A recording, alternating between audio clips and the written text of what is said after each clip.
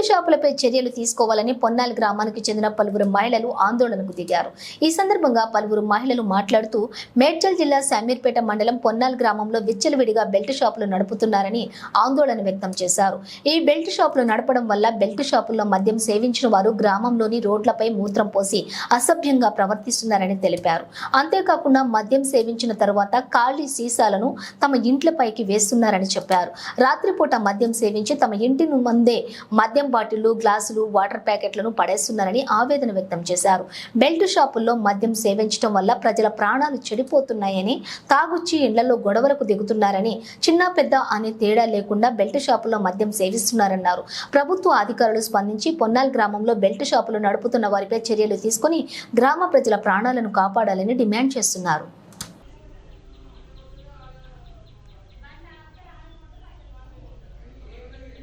భయపడేది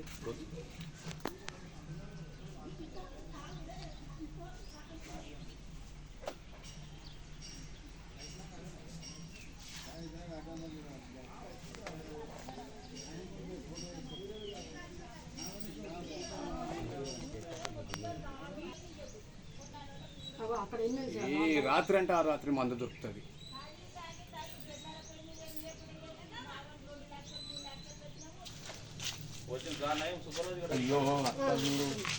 sir liver మొత్తం ఖరాబ్ అయిందని కూడా మళ్ళీ పోతే మందు తెచ్చుకుంటుండ్రు.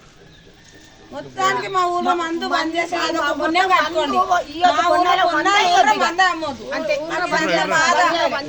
బాధ ఉండదు. ముసలాయన సేవ కొడుతుండ్రు రోజు కొడుకు తాగి వచ్చి అలా ఏం బాధ వాళ్ళకు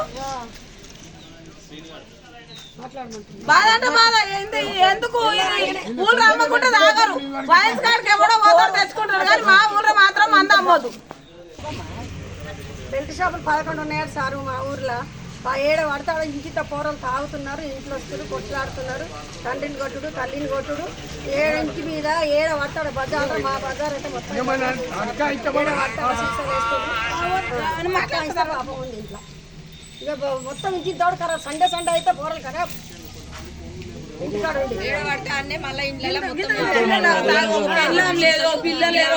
సంసారం అన్నది ఏది లేదు. ఇంతగానో తాగి ఇంత ఆగం చేస్తే మరి ఎట్లా? ఇది ఊరా ఒళ్ళకాడ మాకు 10వ తరగతి పిల్లలతో ఉంది. ఇప్పుడు ముసలి దాకా అదే పిల్లగాడు కొట్టి మన అయ్యమ్మని కొడితే బేవసలు అయిపోతే తోలుకొచ్చి ఇంట్లో వండబెట్టుకున్నాం 2 రోజులు. ఎందుకు ఇంత బాధ మాకు? పొన్నాళ్ళలోనే ఉందా, ఏ ఊళ్ళైనా ఉందా? పిల్ల కాకుండా అన్నాడు రాత్రి 11 గంటలకు, 12 గంటలకు, 1 గంటకు, మధ్య 4 గంటలకే మందు.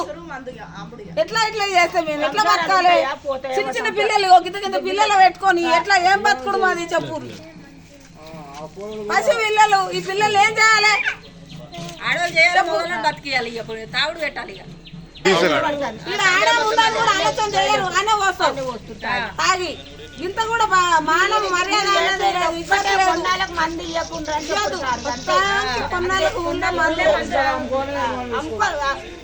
వయసు కానీ ఏది అమ్మినా కానీ మా ఊళ్ళోనైతే మాత్రం మంది అమ్మొద్దు. ఏ ఒక్కడు అమ్మొద్దు. సంసారాలు ఖరాబ్ అవుతున్నాయి సార్. మీకు ఒక దండం పెడతాం, మాది ఒక పుణ్యం కట్టుకోండి. మాకు ఏదొద్దు. మీరు బంద్ చేస్తే మా పిల్లలను బతికించడం అవుతాం మేము. మా పిల్లలు చిన్న పిల్లలు ఆగమవుతాను కదా. మా గోడాన్ని బతుకున్నామంటే మా పిల్లలకు కూడా అదే గట్ట అంటే మేము ఏం చేసుకొని బతుకుతాం? ఇంత అన్యాయం బతుకులు వద్దు మాకు. మొత్తం ఈయనే ఆయన అమ్మటైన ఎవరమ్మా? బెల్ట్ షాప్ అమ్మటైన బెల్ట్ షాప్ 11 మంది. మహేందరే ఇద్దరు ఇక్కడ మా ఆడ కట్టుకున్న వాళ్ళు 2 మహేందర్లు, సత్యనట, మదట అందరు 11 మంది ఉండ్రు. వాళ్ళ పేర్లు ఇప్పుడు 11 ఇళ్ళలో అమ్ముతుండ్రట. మొత్తం సర్వనాశనం అవుతుంది. పొరగాలంతా ఖరాబ్ అవుతుండ్రు. సంసారాల మీద లేకుండా పొద్దుగాలు లేవగానే పిల్లలు హోటల్ మొత్తం తాగా 19 దాగా నా ఇంటి మీద వేసారు సార్, మొత్తం ఇంటి మీద. వీడియో తీసినావు, ఇప్పుడైతే నువ్వు చూసినావు కదా మా ఇంటి మీద ఎన్ని వేసి చూడు. ఇంటి ముంగట ఇట్లా పడేసిపోతారు గంపడ ఎత్తిపోసినాం. మళ్ళీ మొత్తం పొద్దున్న లేసి 90లు గిలాసులు వాటర్ ప్యాకెట్లు మొత్తం అన్ని ఆ ఇళ్ళ పైన వినాయకుడు మొత్తం తాగుతారు. ఇన్నే టాయిలెట్లు పోస్తారు, ఇన్నే కాకుండా ఇట్లా ఇల్లు